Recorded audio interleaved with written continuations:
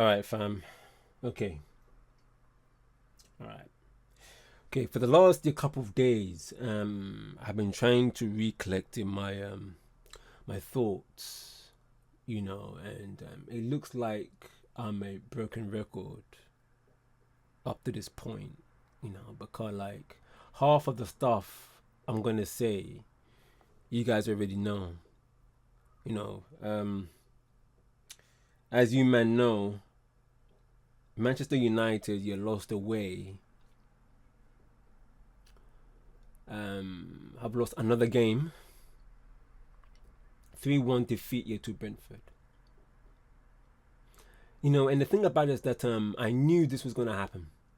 Remember what I said about like when I give less than 1% hope, we lose. And I remember what he said here about we must build on this. We must build on this. That is his look. That match just proved my last video.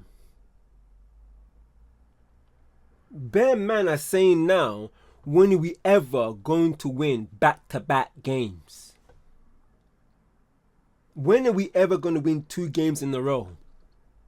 And you know what? That performance right there, right? I'm not surprised of what just happened. But at the same time, fam, like, I am surprised, even though where I'm coming from. It's just, fam. Like, anyway, look, big ups each and every time, man, to Brentford, yeah, and and their manager, Keith Andrews, fam. Especially the goals here from Thiago. Oh my word, what a strike! The first one. That is an unbelievable strike, fam. Unbelievable strike, and I think that was that was even from his weaker foot as well. What a strike, blood. What a strike, fam.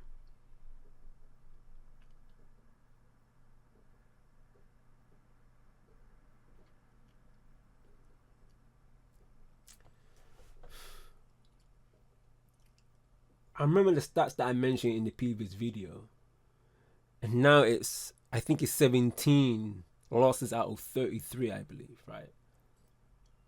And that number of losing games, blood, is only going to increase. Because next, we have Sunderland, which, by the way, they are good. They are good. And then we have Liverpool, blood. Fam. I tell you what, man.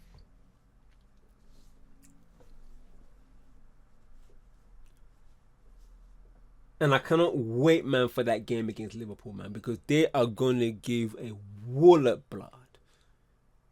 They're going to give a wallop.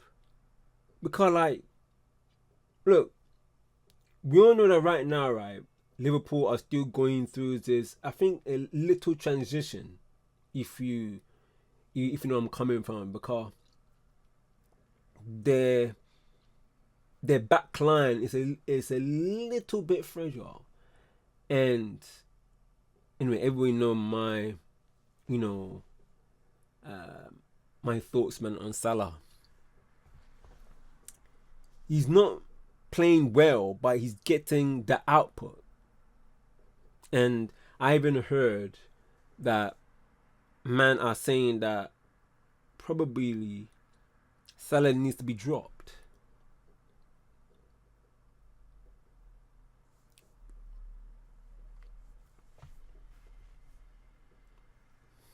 I said this for a minute about this snitch of a manager. This is insanity, fam, of what he's doing out there. What did I say in the last video? I mean, no, I was just thinking of this here before. I was like, hold on. Remember, I said it in the last video. Like, when you do the same thing over and over and over and over and it doesn't work, then what do? You should leave it. But what does he do? He keeps on doing the exact same thing again. That is insanity, fam. Oh, but the XG man shows that here we are working and something will happen. Get out of here, fam. Is man mad? Look what just happened. Doesn't matter about I mentioned about XG and GA blood. I said those are useless, fam. This is what happens here when you haven't tapped pavement when it comes to football. This is what happens when people who haven't touched pavement with football dictate you what football is about, coming up here with some useless stats. That doesn't make sense. And that's what you get. They get tricked over G and XG. That's the reason why Mr. Spamming Man seems to be quote unquote on world class. The only stats that everyone here should rely on and be aware of is assists, goals, red cards, and yellow cards. That's it. At least you can trust it. Now, United are now going to stay where they are. Bottom of the table, blood. And United deserve to fail. Because the scoreline should have been 5-1 or 6-1, fam, to Brentford. It should have been. It should have been. And I mentioned about Mr. Spamming. Hang your head in fufu, fam. Hang your head in that, fam. One of the worst captain, fam. Man don't take responsibility. He misses penalty in whom Bremo should have at least taken it because he missed the other one earlier in the season.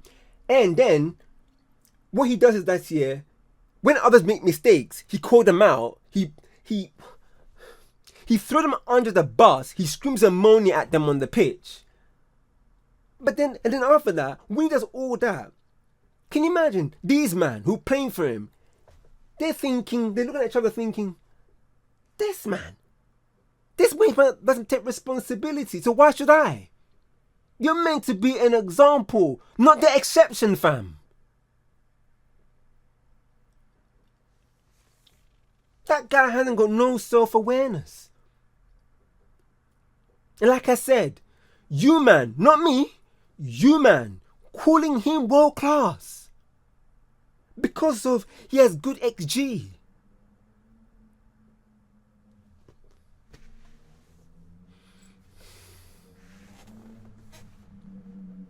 What has he ever done to call him, Bruno Fernandes, Mr. Spamming, world class? Only a few players in world football should allow that world class title. Not him. That is an insult to the world class. Mr. Spamming and world class doesn't go into the same sentence. I mean, like, doesn't go into the same sentence. Oh yeah, this one, blood. Oh right. This is what I mean about stats. These stats, XGGA, are definitely irrelevant. Let me read this out, right? Let me try to get it. Not read it. Let me just look.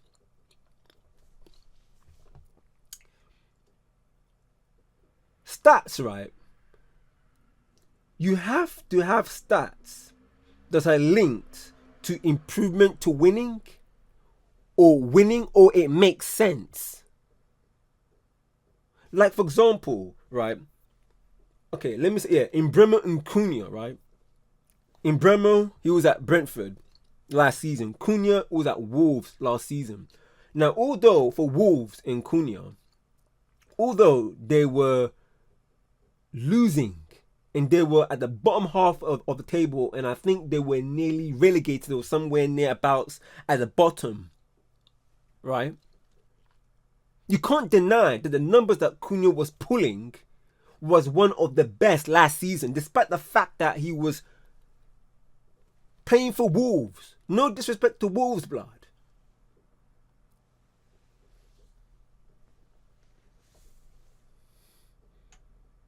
So when you look at the numbers of what Cunha was pulling, goals and assists, but yet Wolves here are down the table last season.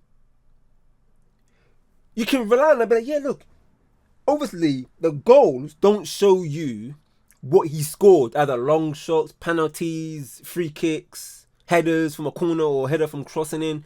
It doesn't show that. But what it does show, it just shows you the numbers he pulled and the assist he pulled. And assist he did. But then you can look at the stats and be like, okay, Cunha managed to pull these numbers, but still the team is down there. Then that means that there's something going on here with the defense or the system from the manager. That means that it tells you that Cunha had been saving them bare times. Camera flicking like that, man. You can rely on that.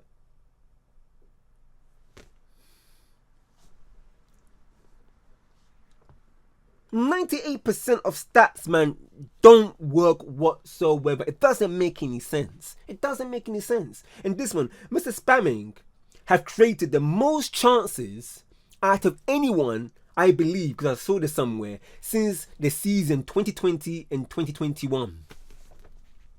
So who was he giving that chances to? Like, it's not irrelevant.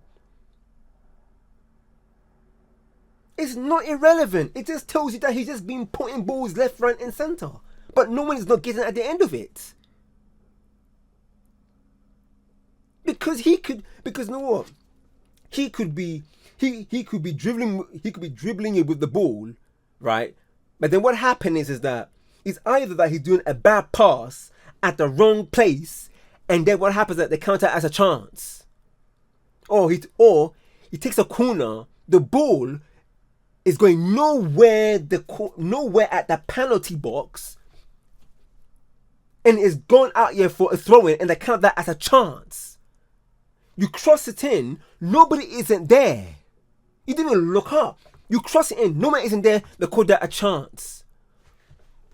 What? Now, you know me, I'm not like this. Like, bare animated. And Amorim, this is on you, blood. This is on you. You shoehorning players and only allowing Mr. Spamming to flourish is an insult to my intelligence here as a man who used to play right wing, attacking midfield, left wing, and left back. That's an insult. The same ways, man, you blame the players, and then they're saying that, oh yeah, but they're playing the system and then the system doesn't work. What happens?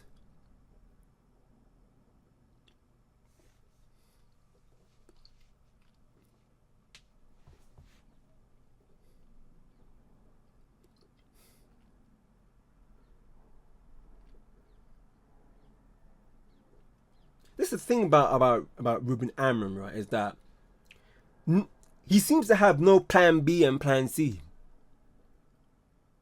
This is what I said like 30 seconds ago, right? You can blame the players. Anybody can blame the players, right? But if you're playing the system and the system doesn't work, what happens? Because people can blame the players and say that, yeah, man, they're rubbish. But if the system doesn't get the best out of the players, then what does that tell you? What does that tell you? That means the players played their abort game. That's the reason why, man, that this man says that, oh yeah, the players, you know, are not suitable yet to my style, and you know, and people try to make things happen, but every time that we get Bremo onto the ball, you know, they hesitate in the box, and then they try to score the goal, but the ball doesn't go in the back of the net. Then whose fault is that then? Whose fault is that?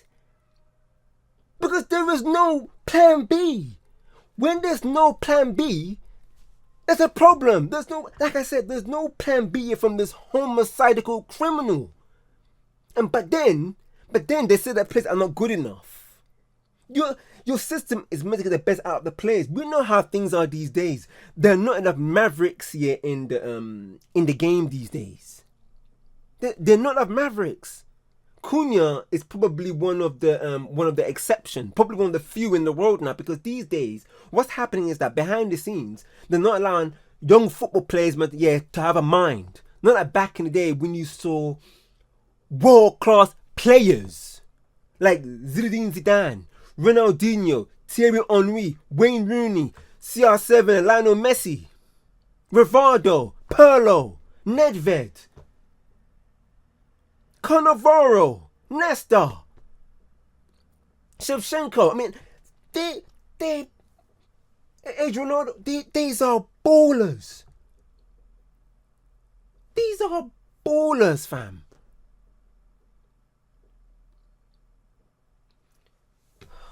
I mean, I can name bears. We can even add Zlatan into that. Zlatan, Del Piero, Inzaghi. Oh my word. Oh my gosh. JJ Okocha.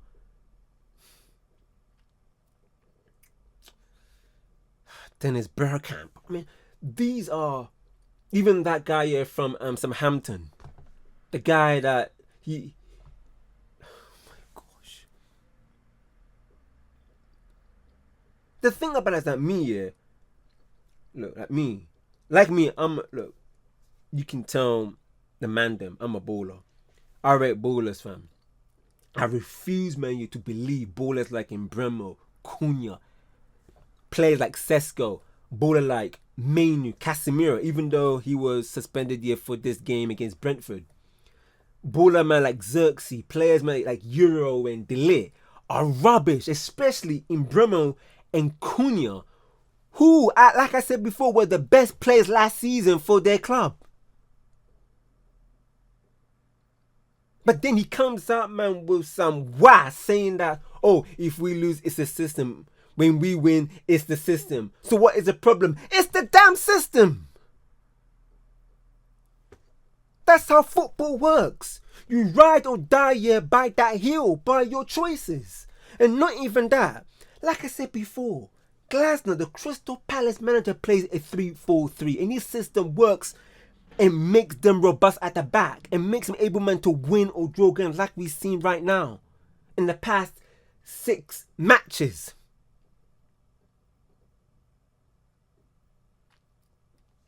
They just, not even that, they just beat another team that I like. As I said before in the previous video about Liverpool, that scoring in the last minute is not sustainable. Win during the match, score during the match. But then look, it happened. It caught up to them. Glasner did it. So Amorim, you have no excuse, blood. Oh yeah. You play 5 at the back. In which, like I said before, that's his darling, blood. You gotta change something. Look, you don't have to change the formation, just change the personnel, change the way it works.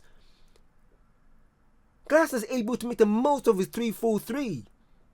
The reason why they would say 5 at the back, because he tends to put defenders at the, at the left wing back and the right wing back, the flanks, and put 2 midfielders and put 2 attacking and a one up top. He even did that against a 10-man Chelsea as well. This is what I'm trying to say. Like, he refuses, man, to change. If you refuse to change, then whose fault is that? Every manager, the best manager, in fact, like I said before, will always have plan B and plan C. Oh yes, funny thing, in that game against Brentford, he changed his style, man, to once again hoof it long. When Brentford attacking you at first was hoofing it long. Like Brentford, man, like they lost the best vital people, blood. Vissa, they lost Tony, they lost Embremo, they lost Thomas Frank, and then Man United still lost to them. Still lost to them, fam. The thing about it is that Man United, when they were on the ball, look how structured Brentford was. Just look. They were able, man, to break Man United down. Simple as that. They made it difficult for Man United. I've said this before, yeah, about choices, about this manager, about this head coach. But yet again, he starts Maguire and Luke Shaw in 2025. I've said this before about Maguire, especially bringing him on in the dying moments to get you a goal, and now you bring him into the starting lineup because of aerial threats. Brentford made light work of this, fam. They made light work of this, fam. They even made a stand-up show with this. They said one long ball over, and do you know who was targeted? At that moment, the first goal, Maguire, blood. And then, bang, Thiago. What a goal. Scores a brilliant, absolute brilliant goal with his weaker foot. That first man, Maguire, man, he tried to play the offside trap. He tried to play the offside trap. Messes that up. And then he tried to catch up to Thiago, which we all know that how Thiago is not even that fast. But Maguire, he's so slow to get back. The second goal, it happened again. Ball over the top. It was two players, I believe, against two players from Brentford actually, against 4 Man United players. And then they still scored from that. I don't blame Sesko at all, man, on Saturday. I really don't. Even though that he scored his first goal by the third chance of the ball, you're not going in the back of the net, you're in the same matter of seconds. I don't blame him because, like I said before in the previous video, right, like, where the chances coming from? Look at the goal that he scored. It wasn't brilliant play from back to front. It was flowing. It was entertaining. It was attractive. No, the ball was bouncing up and down. He tried to header it, save, boot it, save. Then he whacked it with his left foot, gone in.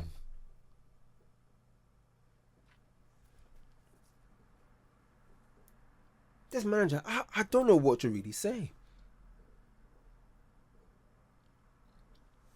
And this one as well, Manu, fam. Oh my word, Manu.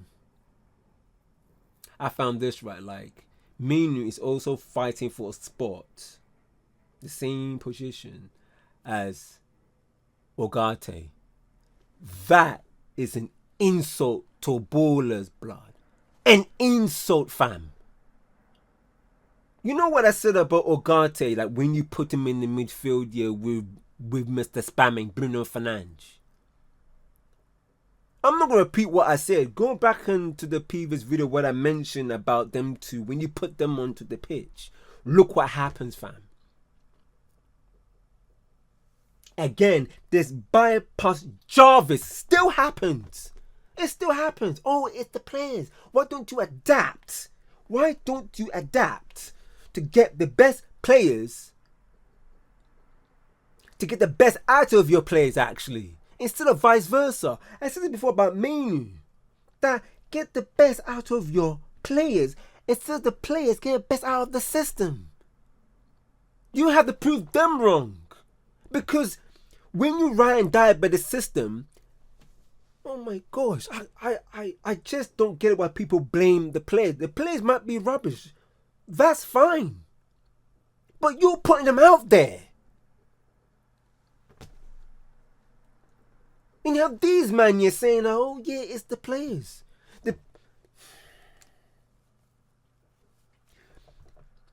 You got a whole new front three. A whole new front three. This ain't like last season with Garnacho, Rashford and Højlund.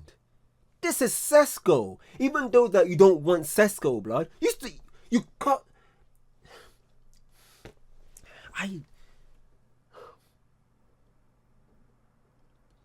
This is a proper insult, man, to man's intelligence, fam. Man, this. What he's trying to do is that if you man don't know, that he's trying to make sure that the midfield doesn't do you any from the passing from deep. And letting our defenders do it. I've never heard or seen this before. I've never. Big man thing, I have never seen this wasp before. That's somebody who's be a footballer. I've never seen that. I mean, the only time that you see that is only if the defenders are really good at passing. It doesn't work when you have Luke Shaw, Harry Maguire and De Ligt. It doesn't work. The only players from those three that can play from the back good enough is De Ligt. He's the only one that can do that. And probably if you bring Martinez back, even if he comes back from his injury, them two can do it. But Shaw and Maguire is a no-no in 2025. And also if you go into 2026, like I said, man, it's Defo on Ineos now. I don't care. But I don't think they're going to sack him because of the compensation money that shrinks in November. They're probably waiting because right now it could cost a lot and then they're just waiting here for the... That's what I mean. So what? So then you would rather get rid of man in November to risk it and ruin 1/3 of the season to save money, or you would rather get rid of man now? Get rid of him. So how? Get rid of him now to salvage the season or risk it? When is November? Just to save just to save money, fam. Tells you everything you need to know about those bozos who are running the club now with the Glazers.